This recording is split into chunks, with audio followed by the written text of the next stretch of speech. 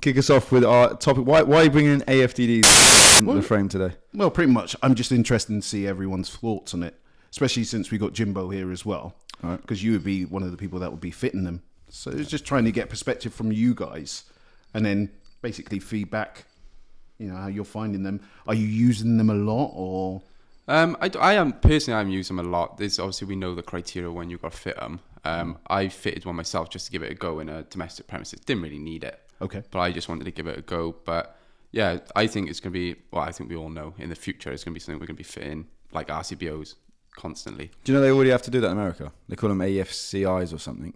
They're mandatory on all circuits. Are they actually? Yeah. And they actually, you know how we don't have a tester over here that can test them apparently. Okay. They do.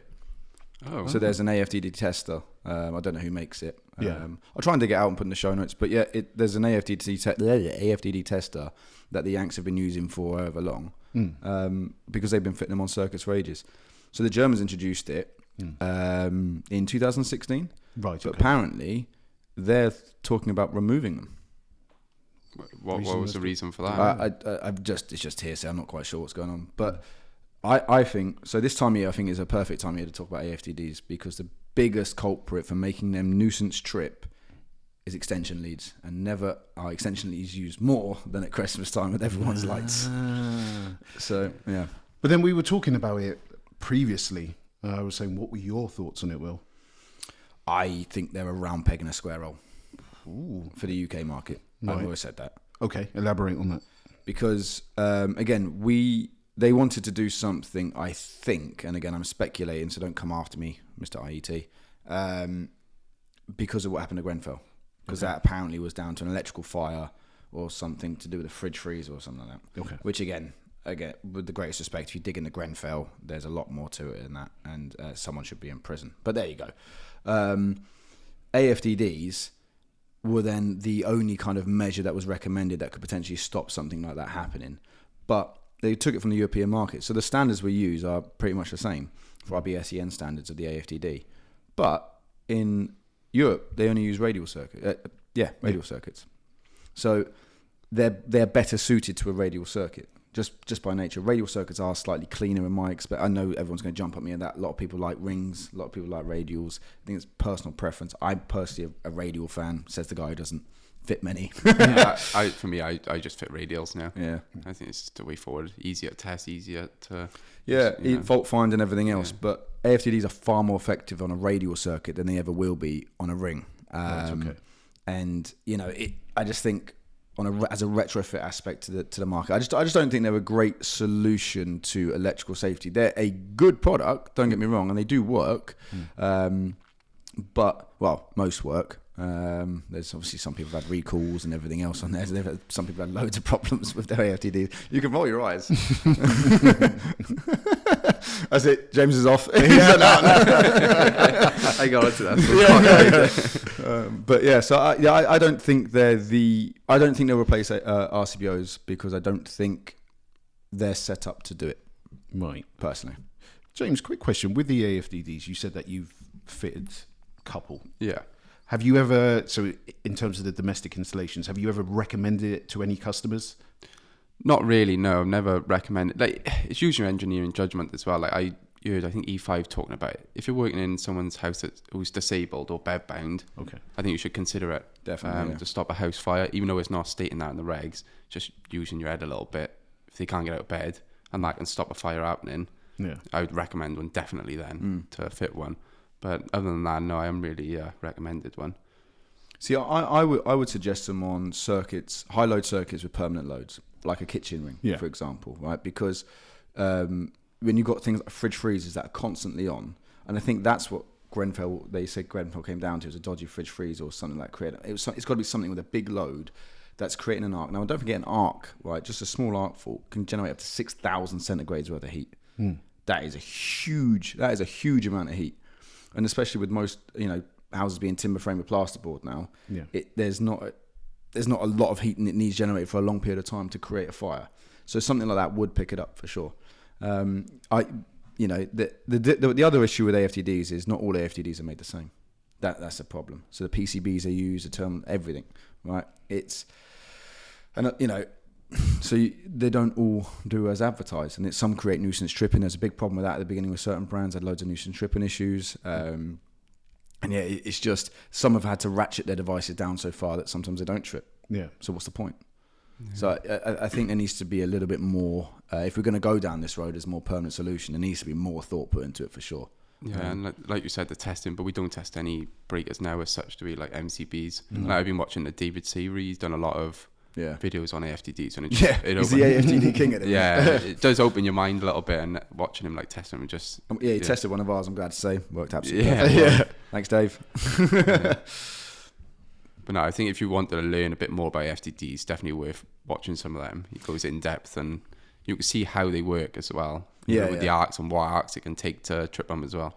Yeah, and sometimes again, until you see an arc, like a real arc, like a lot of people think, when you see a little arc behind a switch, when it's a little spark, or when you put a plug into a socket or like an extension lead, and it gives you a little spark. Okay, that's not really an arc as such. It isn't in its kind of purest form. There's obviously a current jumping an oxide gap, but when you have an arc going through a 2.5 cable, bit of twin and earth, and actually see it jump on a snag bit of cable, that the light goes blue, and the heat is insane. So if you have that permanently coming through, so it's going like that there's a fire there waiting to happen. So hopefully. there is a place for it, and especially on a radial circuit. But I think as a retrofit to throw on every single 32 amp ring main, I think it's overkill. Am I right in saying as well they only trip above 2.5 amps? That's a great question. I can't remember what. I'm sure I've seen it somewhere, but it only trips at above a certain ampage. I'm not entirely sure on that, but I do know, because it doesn't measure the current flow, it measures the waveform on the circuit. Right. So it's completely different. So it basically what happens is an arc will distort that waveform. Okay, so when it gets distorted past a certain parameter, that's when it trips. So that's how I'm not sure about amperage on it, because I think it's more to do with the actual waveform itself. Some might calculate theirs based on amperage, but they're all different because they've got different PCBs in them. So, but yeah, I mean, essentially, again, a lot of it also I think comes down to is landlords maintaining and property owners maintaining the electrical structure of their homes. Which I think, again, landlords have had troubles with, hence why they brought in the situation with the EICRs. Properties requiring an EICR before you can let them back out. So, I think there's a lot of work to do rather than just throw an AFDD at it. And obviously the biggest thing at the minute is cost as well. Yeah, but it's about 100 quid a pop. Yeah, so it's not easy just go, we'll just do a fully load AFDD board either. It's going to cost like $1,000. Well, you've noticed, haven't you? Because you did some numbers on our sales figures of AFDDs. Yeah. So, just looking at the sales figures, predominantly the sales were more for projects. So when we saw massive spikes in AFDD sales, it was just for project work. In terms of just standard day-to-day domestic, it's quite low. So when the amendment initially came in, what we made sure we did was we had a par load of stock. And then there was quite a few wholesalers that initially took them. And then I remember 3 to 6 months later, I was getting calls from wholesalers going, Jay, these AFDDs? Yeah. How do you feel about cleanse? What do you mean? Well, no one's really buying them, and it's just a waste of space on my shelf. I can buy more RCBLs, which is true. So my question, though, is, in terms of the next amendment, next regulation, do you reckon AFDDs will become mandatory? Well, they're recommended, which based on the change in definition of the regs now means you should fit them. Yeah. So they're supposed to fit them anyway on any circuit that feeds into a 13 amp socket. Yeah. So if you've got a socket outlet on that circuit, it's recommended that you use an AFDD.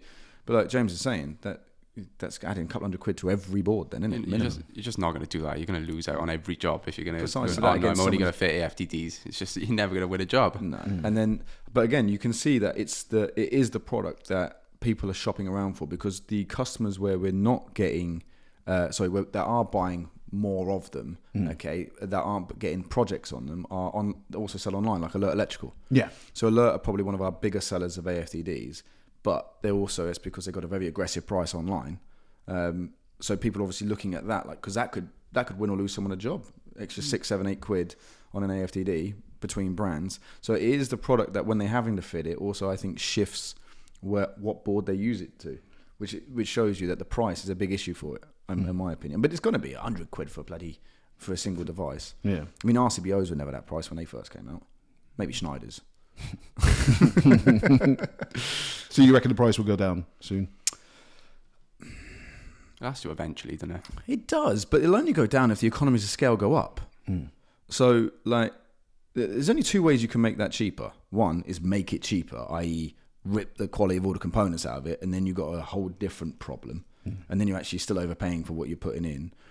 Or two, it does get put into the regs. It does become a mandatory situation, and then the economies of scale of it grow up and obviously get a lot bigger, and therefore components and everything else become more readily available. You're putting larger production runs on, which obviously brings your costs right down. So one or two things will happen. Someone in the market will put out an inferior product, which brings the overall cost down, and then everyone has to try and find a way of doing it. And then the only way you do that is you reduce the standard of the product, which I think might have happened on the continent. Or it becomes a mandatory situation. Like all those projects you mentioned are usually the councils that we're working with, the housing associations, because it's government money. But when it's private money, they're not going to spend that. No. So I also think it's going to make the price of everything as well, especially moving over to AFDDs, if they do become mandatory. I think it's dangerous because of the cost of it. People won't do electrical maintenance on their boards and stuff and upgrade things because they'll have to put them in.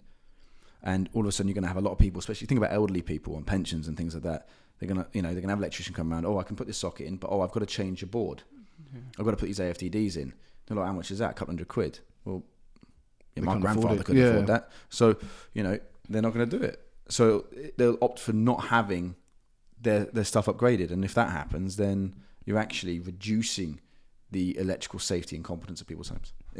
So again, I think there needs to be a lot more work done around it. I think more thought needs to go behind AFDDs and the way the IET introduce it. And I'm not quite sure what we can do as manufacturers at this point. I don't know, especially at Verso, I'm not quite sure what we could do to help or reduce it, because we literally sell it for pretty much no money anyway. When I say no money, I mean no profit, just because it's like in our world, it's the twin socket of our range. Really, we make very little on it because people buy it infrequently, but they buy it when they need it. They don't buy it because they want to. So yeah, I don't know. It'd be interesting though. Mm-hmm. James, so AFDD, let's just assume we get this mass economies of scale, and the price drops down significantly. Would you then recommend it to customers? Yeah, I think so. If it's a better protective device, why wouldn't you? Why wouldn't you make that property safer if you could? It all depends on the customer. I mean, if someone you can tell is struggling a little bit, then you're going to give them the best price you can. Maybe go for a, lesser brand or whatever. But yeah, some customers, full house refurb, it's their forever home, then definitely recommend them. Yeah. Okay, guys. So final thoughts on AFDDs. Thumbs up, thumbs down? I'm like this.